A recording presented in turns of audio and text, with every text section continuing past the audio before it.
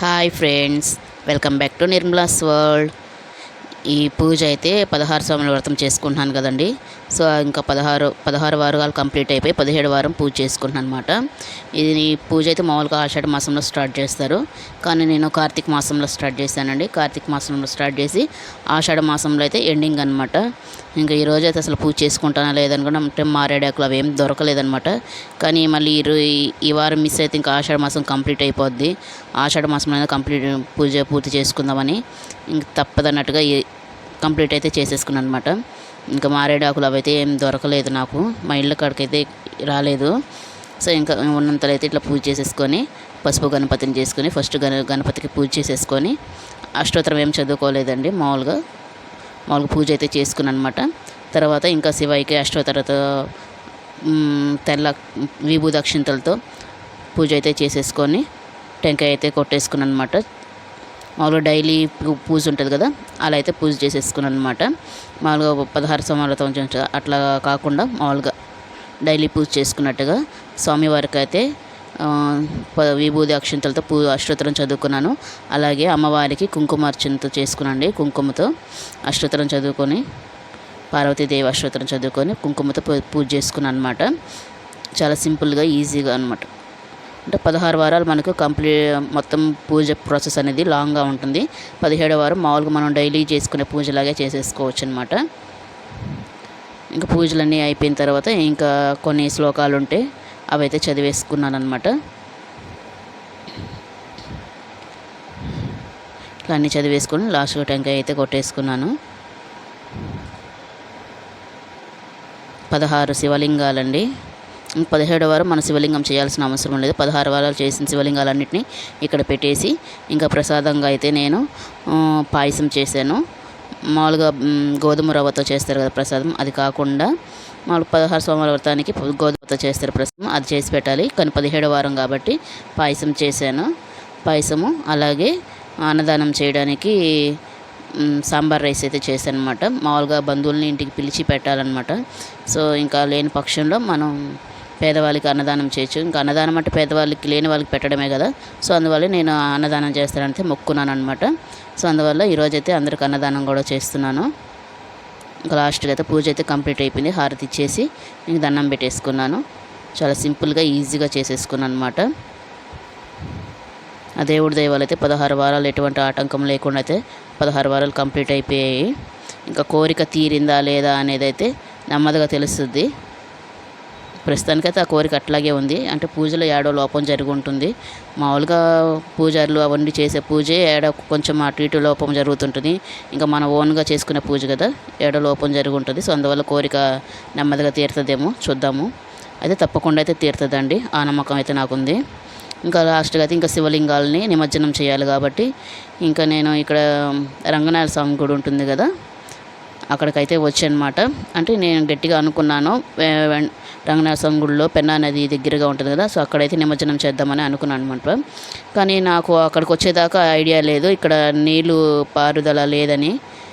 చూసారా, అవతల సైడ్ అయితే నీళ్ళు చాలా బాగున్నాయి, కానీ ముందర సైడ్ మాత్రం నీళ్ళు ఇట్లా చెట్లన్నీ వచ్చేసి నీళ్ళు కొంచెమే ఉన్నాయన్నమాట. సరే అని చెప్పని ఇంకో దగ్గర బ్రిడ్జి ఉంది కదా, బ్రిడ్జి దాటిన తర్వాత నీళ్ళు ఉంటాయని కొంతమంది చెప్పారనమాట. సో అటైతే వెళ్దామని మళ్ళీ అటువైపుకి బ్రిడ్జి అవతల వైపుకి అయితే వెళ్తున్నాము. ఇది పెన్నా బ్రిడ్జి అండి. పెన్నా బ్రిడ్జి అవతల వైపుకి అయితే వెళ్ళి చూసామన్నమాట. సో అక్కడ కూడా అసలు నీళ్ళు అయితే లేవు అసలు. ఇంకా నడుచుకుంటూనే బ్యాక్ సైడ్ రంగనాథ స్వామి గుడి ఉంది కదా, బ్యాక్ సైడ్ నుంచి దారి ఉంటుంది, అటువైపు అయితే వెళ్ళాము. కానీ అక్కడికి వెళ్ళినా కూడా ఏం ప్రయోజనం లేదు. అక్కడ కూడా నీళ్ళు లేదు, అక్కడ కట్టేస్తున్నారు, ఆనకట్టలాగా వేసేస్తున్నారు, వాటర్ ఏం రాకుండా అటు సైడ్కి. తప్పదు, చేసేది ఏం లేక మళ్ళీ ఫస్ట్ వచ్చిన కాడికే మళ్ళీ వచ్చేసి ఇలా ప్లేట్లో విభూది అక్షింతలు వేసుకునేసి ఇంకా శివలింగాలన్నింటినీ ఒక్కొక్కటిగా ప్లేట్లు అయితే పెట్టేసుకున్నాను అనమాట. ఇన్ని రోజులు ఇంచుమించు ఒక 6-7 నెలల నుంచి పూజ చేసుకున్న శివలింగాలన్నింటినీ ఒక్కసారిగా తీసుకొచ్చి ఇలా నిమజ్జనం చేయాలంటే కొంచెం మనసుకి బాధగా అనిపిస్తుంది అన్నమాట. కానీ తప్పదు కదా, ఇంకా అందుకని లాస్ట్గా అయితే ఇట్లా ప్లేట్లు అన్నీ పెట్టేసుకొని హారతి ఇచ్చేసి టెంకాయ కూడా కొట్టుకున్నాను అనమాట.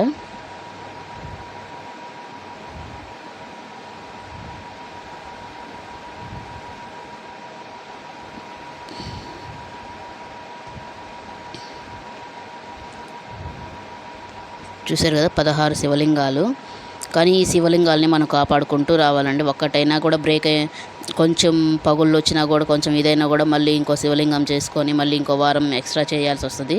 సో అందువల్ల ఈ శివలింగాల్ని మనం పూజ చేసుకునేటప్పుడు ఎటువంటి అంటూ మైలు తగలని ప్లేస్లో, నీట్గా ఉండే ప్లేస్లో పెట్టుకోవాలి, జాగ్రత్తగా పెట్టుకోవాలన్నమాట.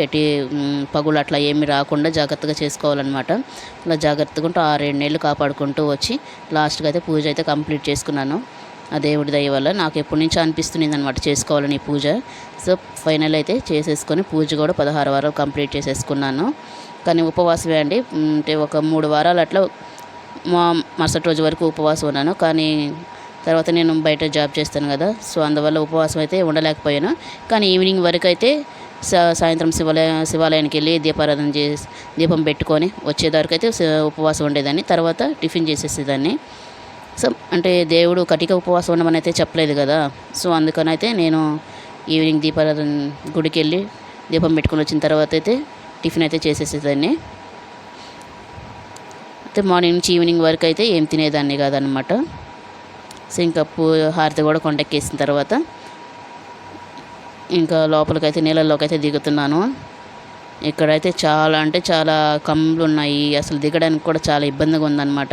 చూసారు కదా, నీరు పారుదల అనేది అస్సలు చెట్లు ఇట్లా వచ్చేయడం వల్ల అనుకుంటాను. సరే ఇంకేం చేస్తాం తప్పదు అన్నట్టుగా వచ్చానమాట. లేకపోతే మా ఇంటి దగ్గర ఇరగాలమ్మ గుడి ఉంది, అక్కడైతే నీరు పారుదల చాలా బాగుంటుంది. కానీ నాకు మనసులో ఒకటి పడిపోయింది అనమాట, రంగనాథ స్వామి గుడిలోనే నిమజ్జనం చేయాలి అని. సో అందువల్ల ఇక్కడ దాకా వచ్చాము. కానీ ఇక్కడ వాటర్ ఇట్లా ఉంటుందని అనుకోలేదు. ఇలా ఉంటుందని తెలుసుంటే ఇరగాలం గుడి కాడికే వెళ్ళుండేవాళ్ళని. ఇంకా వచ్చేసాం కదా, మళ్ళీ ఇంకెక్కడ అప్పటికే ఈవినింగ్ 5:30 అయిపోయింది. ఇంకా సూర్యాస్తమయం అయిన తర్వాత ఇంకా నిమజ్జనం చేయకూడదని అయితే ఇంకా తప్పదు అనుకున్నట్టుగా ఇంకా శివయ్యకి దండం పెట్టుకొని ఎట్లా జరిగితే అలా జరిగిందని చెప్పి అయితే ఇక్కడ నిమజ్జనం అయితే చేసేసాను అనమాట. చూసారా, ఇలా 3 సార్లు ఇట్లా శివలింగాలను అయితే స్వామివారిని ఇట్లా 3 సార్లు ముంచి ఇంకా నా పూజలో ఏదైనా దోషం ఉంటే క్షమించమని కోరుకొనేసి ఇలా అయితే నిమజ్జనం అయితే చేసేసాను. మొత్తానికైతే పూజ అయితే కంప్లీట్ అయిపోయింది. ఈరోజు పూజ కూడా చాలా బాగా జరిగిందనమాట. అక్కడ ఏ పాములు వస్తాయి ఏమొస్తాయి అంత గుబురుగా ఉంది.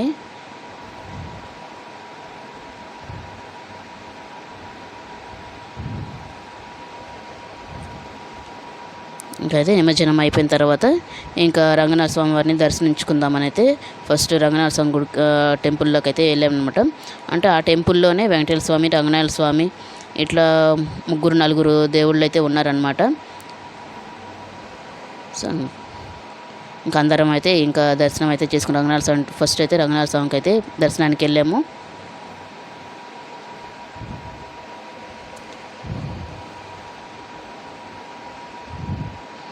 ఇది మండే 16వ సోమవారం 17వ వారం కదా, మండే చేసుకున్నాము.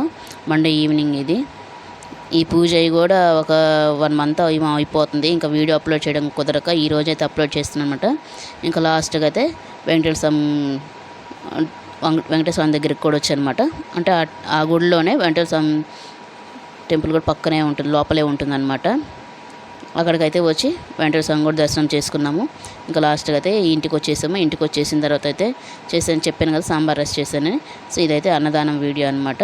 అన్నదానానికి సాంబార్ రైసు, అలాగే ఒక పండు అరటిపండు, అలాగే కొంచెం పాయసం, స్వీట్ పెట్టాలి కదండి అందుకని కొంచెం పాయసం, అలాగే మామిడికాయ ఊరగాయ అనమాట, అలాగే ఒక వాటర్ బాటిల్. ఇవైతే అన్నదానానికైతే నేను పెట్టాను అనమాట. సో అన్నదానం వీడియో నెక్స్ట్ వీడియోలో అప్లోడ్ చేస్తాను, తప్పకుండా చూడండి. ఈ వీడియో నచ్చితే లైక్ చేయండి, నా ఛానల్ సబ్స్క్రైబ్ చేసుకోండి. Please support me. బాయ్.